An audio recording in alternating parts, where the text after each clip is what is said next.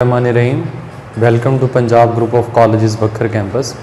तो स्टूडेंट, जैसा कि आपको मालूम है कि हमने एंजाइम का चैप्टर स्टार्ट किया हुआ है और जो टॉपिक हम डिस्कस कर रहे हैं वो बेसिकली है factor affecting the enzyme rate, यानी वो कौन से ऐसे फैक्टर्स हैं जो एंजाइम के रेट पे असर रखते हैं। रेट से मुराद, जैसे कि आपको मालूम है, पहले बता चुका हूँ कि रेट क्या होता है, कितने टाइम में कितनी प्रोडक्ट हमें हासिल होती है। तो जो फैक्टर आज हमने डिस्कस कर रहे हैं जो एंजाइम के रेट को अफेक्ट कर सकता है वो है सबस्ट्रेट कंसंट्रेशन। Substrate concentration. अब स्टूडेंट्स, व्हाट इज सबस्ट्रेट? जैसे कि आपको मालूम है, सबस्ट्रेट हम कहते हैं कि कोई भी ऐसा केमिकल जो एंजाइम से रिएक्ट करे और प्रोडक्ट में कन्वर्ट हो जाए, यानी उसके लिए शर्त क्या होती है कि वो प्रोडक्ट में कन्वर्ट हो। तो कहते हैं सबस्ट्रेट का क्या असर होता है एंजाइम के रेट पे। देखिए जी, अगर एंजाइम आपके पास अनलिमिटेड है फिर तो जितनी सबस्ट्रेट आप डालते जाएंगे रेट बढ़ता रहेगा। लेकिन अगर आपके पास एंजाइम कांस्टेंट है तो एक हद तक रेट बढ़ेगा जब तक एंजाइम अवेलेबल होंगे। जब एंजाइम ख़त्म हो जाएंगे फिर अगर आप सबस्ट्रेट इंक्रीज करेंगे तो फिर रेट बढ़ता नहीं। तो आप ये कह सकते हैं कि अगर आपके पास एंजाइम अनलिमिटेड हो फिर तो रेट डायरेक्टली प्रोपोर्शनल होता है सबस्ट्रेट के, यानी जितनी सबस्ट्रेट आप डालते जाएंगे रेट उतना बढ़ता जाएगा। लेकिन अगर आपके पास एंजाइम कांस्टेंट है, फॉर एग्जांपल आपके पास 10 एंजाइम है, तो आप एक सबस्ट्रेट डालेंगे, फिर दूसरी डालेंगे, रेट बढ़ेगा, तीसरी डालेंगे और बढ़ेगा, चौथी डालेंगे, 5वीं, 6वीं, 7वीं, 8वीं, 9वीं, 10वीं तक भी रेट बढ़ेगा। लेकिन 10वीं के बाद जब आप 11वीं सबस्ट्रेट डालेंगे तो आगे एंजाइम अवेलेबल नहीं होगा। तो एक लिमिट तक आप कह सकते हैं कि आप रेट बढ़ेगा अगर शर्त क्या है, एंजाइम आपके पास कांस्टेंट हो। लेकिन अगर आपके पास एंजाइम अनलिमिटेड हो तो फिर हमने लिखा है at unlimited enzyme rate, enzyme ठीक है, एट अनलिमिटेड एंजाइम, यानी अगर आपके पास एंजाइम अनलिमिटेड हो, rate of enzyme action directly proportional to the substrate level, यानी जितनी सबस्ट्रेट बढ़ाते जाएंगे रेट उतना ही बढ़ता रहेगा। लेकिन शर्त क्या है, एंजाइम क्या हो, अनलिमिटेड हो। But if enzyme become constant the rate increase at a certain limit and further increase in substrate not increase the rate, यानी अगर आपके पास एंजाइम कांस्टेंट कर दी जाए तो फिर रेट जो है वो एक हद तक तो बढ़ेगा जब तक एंजाइम अवेलेबल है, और जब जैसे एंजाइम ख़त्म हो जाएंगे तो फिर आप अगर सबस्ट्रेट ऐड भी करेंगे क्योंकि आगे कोई एक्टिव साइट अवेलेबल नहीं है तो रेट भी इंक्रीज नहीं होगा। अब ये बात कि सबस्ट्रेट अगर आप इंक्रीज करें और आपके पास एंजाइम कांस्टेंट हो,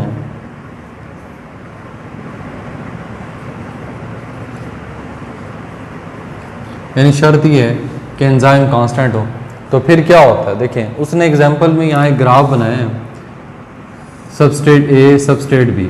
आप देखेंगे ये इसका जो वाई एक्सिस है इस पे हमने लिखा है एंजाइम रेट, और जो इसका एक्स एक्सिस है उस पर हमने लिखा है सबस्ट्रेट। अब आप देखें ए की तरफ अगर आप गौर करें, ए की जो लाइन है सबस्ट्रेट की, हम सबस्ट्रेट बढ़ाते जा रहे हैं तो रेट भी क्या हो रहा है, बढ़ता जा रहा है, ग्राफ ऊपर की तरफ जा रहा है। फिर आप देखिए यहाँ पे जाके टर्न आना शुरू हो गया है। टर्न से मुराद ये है कि अब जो है रेट जो है वो फर्दर इंक्रीज होना रुक रहा है। तो लेकिन ये हमने लिखा है इन दो, अगर आप देखें बी और ए दोनों की लाइंस को आप देखें तो यहाँ पे जाके टॉप पे ए यहाँ पे बी यहाँ पे, इन पॉइंट्स पे जाके लाइन सीधी होना शुरू हो गई। लेकिन जब ये टर्न ले रहा है तो वहाँ पे हमने लिखा है एक्टिव साइट। इससे मुराद क्या है कि अभी भी एक्टिव साइट अवेलेबल है, यानी आपके पास एंजाइम अवेलेबल है, आप सबस्ट्रेट डालें रेट बढ़ेगा। लेकिन अगर आप इन पॉइंट्स पे गौर करें, इन पॉइंट्स पे, तो जो कि हमने डबल लाइन से शो भी किया है, ये मैंने लिखा ऑक्यूपाइड, मतलब ये है कि जितनी भी एक्टिव साइट है वो ऑक्यूपाइड हो चुकी हैं, अब रेट इंक्रीज नहीं होगा, यानी इससे ज़्यादा रेट इंक्रीज नहीं होगा। तो दो सबस्ट्रेट को उसने दिखाया कि इनको अगर सबस्ट्रेट बढ़ाते जाएं तो रेट बढ़ता है, लेकिन एंजाइम आपके पास कांस्टेंट है, तो तो एक हद तक बढ़ रहा है, ये देखें ए का भी और बी का भी एक हद तक बढ़ रहा है। उसके बाद लाइंस क्या हो गए सीधी, इट्स मीन के further increase in substrate not increase the rate because no active side is available. अब हम आ जाते हैं अगले फैक्टर की तरफ जो रेट को अफेक्ट करता है, वो है टेम्परेचर। तो कभी आपने सोचा है कि आपकी बॉडी का जो टेम्परेचर है वो 37 क्यों है? 37 इसलिए है कि उस पर आपकी बॉडी के एंजाइम बहुत अच्छा काम करते हैं। जब आपको बुखार होता है तो टेम्परेचर क्या हो जाता है, ज़्यादा हो जाता है। टेम्परेचर के ज़्यादा होने की वजह से आपके जो एंजाइम हैं वो डीनेचर होना शुरू हो जाते हैं, इसलिए आपको वोमिटिंग, सर में दर्द, बुखार, मुख्तलिफ बीमारियाँ आपको लग जाती हैं। तो उसकी वजह क्या होती है कि आपके एंजाइम को ख़ास टेम्परेचर चाहिए, उससे ज़्यादा या कम होगा तो आपको, जैसे किसी को सर्दी लग जाती है, सर्दी लगने से मुराद क्या है कि आपकी बॉडी का टेम्परेचर अचानक कम हुआ, बैक्टीरिया ने आप पे क्या कर दिया, अटैक कर दिया। तो टेम्परेचर की बहुत ज़्यादा वैल्यू है। तो टेम्परेचर से रेट पे असर क्या होता है, increase in temperature increase the rate to certain limit, यानी मुराद ये है कि टेम्परेचर बढ़ाने से एंजाइम का रेट बढ़ता है, लेकिन एक हद तक, एक हद के बाद अगर आप टेम्परेचर बढ़ाएंगे तो फिर रेट डिक्रीज होना शुरू हो जाता है। दोबारा सुन लें, टेम्परेचर का क्या इफेक्ट है कि अगर आप टेम्परेचर को बढ़ाएं तो टेम्परेचर बढ़ाने से रेट बढ़ता है, लेकिन एक हद के बाद वो रेट, जब आप लिमिट को क्रॉस करेंगे टेम्परेचर की, तो वो रेट डिक्रीज होना शुरू हो जाता है। Increase in temperature increase the rate of certain limit. अब आपको बताएगा कि टेम्परेचर एक लिमिट तक अगर बढ़ाएं तो रेट क्यों बढ़ता है, आखिर ऐसा क्या होता है? उसकी रीज़न क्या है? टेम्परेचर दो किस्म की एनर्जी प्रोवाइड करता है, एक को हम कहते हैं काइनेटिक एनर्जी और दूसरे को हम कहते हैं एक्टिवेशन एनर्जी। दो टाइप की एनर्जी प्रोवाइड करता है टेम्परेचर, काइनेटिक एनर्जी और एक्टिवेशन एनर्जी। अब इन एनर्जी से फ़ायदा क्या होता है? अगर हम बात करें एक्टिवेशन एनर्जी की, एक्सेलरेट केमिकल रिएक्शन। एक्सेलरेट होता है स्पीड अप कर देना, यानी टेम्परेचर का जो एक्टिवेशन एनर्जी प्रोवाइड करता है, एक्टिवेशन एनर्जी बेसिकली क्या होता है, किसी भी प्रोसेस को स्टार्ट करने से पहले जो minimum amount of energy required हो उसको हम कहते हैं activation energy. Activation energy provide करता है एंजाइम, सॉरी टेम्परेचर।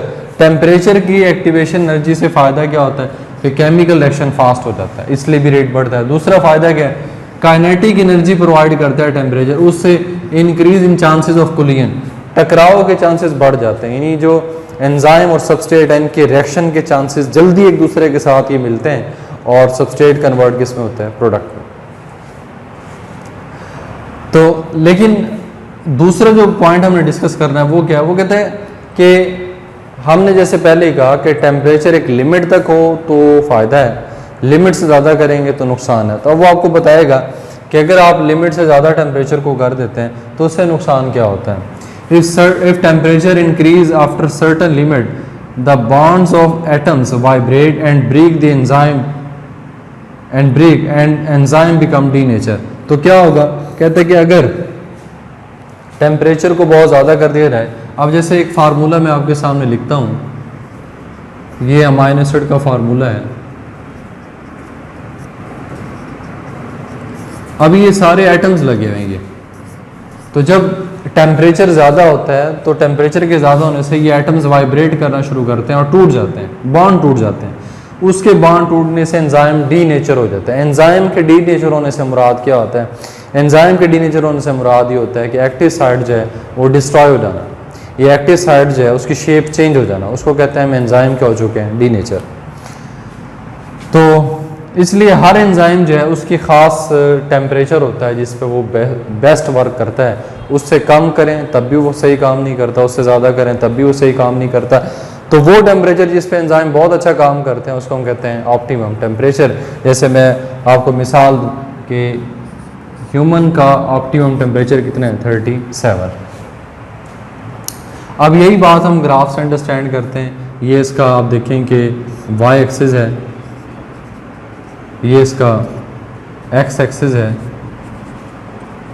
तो ये टेम्परेचर हमने लिया है, यहाँ पे रेट लिया। आप देखेंगे हम जब टेम्परेचर को बढ़ा रहे हैं तो रेट बढ़ता जा रहा है, बढ़ता जा रहा है, लेकिन आप देखें कि यहाँ पे जाके टॉप पे, अब अगर आप फर्दर टेम्परेचर को बढ़ा रहे हैं तो लाइन नीचे आना शुरू हो गया, मतलब रेट डिक्रीज होना शुरू हो गया है। तो यहाँ पे क्योंकि टॉप है सबसे, तो आप देखें 37 हमने लिखा है, तो इट्स मीन ह्यूमन का के जो एंजाइम है उनका मैक्सिमम रेट आपको कहाँ मिलता है, 37 टेम्परेचर पे। हाँ, इससे ज़्यादा अगर हो, जैसे इन केस ऑफ फीवर है, किसी पर्सन को बुखार हो जाता है, तो उसका टेम्परेचर लिमिट को क्रॉस करता है, एंजाइम क्या हो जाते हैं, डीनेचर, और इसी वजह से उस पर्सन को वोमिटिंग, सर में दर्द, मुख्तलिफ़ किस्म के मसाइल का सामना करना पड़ता है। तो होपफुली स्टूडेंट्स के जो आपने आज का लेक्चर है उसको अच्छी तरह अंडरस्टैंड किया होगा कि हमने इसमें 2 पॉइंट्स को देखा है कि सबस्ट्रेट का क्या असर है रेट के ऊपर, और दूसरा हमने देखा है टेम्परेचर का क्या असर है। ये आपके शॉर्ट क्वेश्चन के लिए भी इंपॉर्टेंट है। Thank you so much.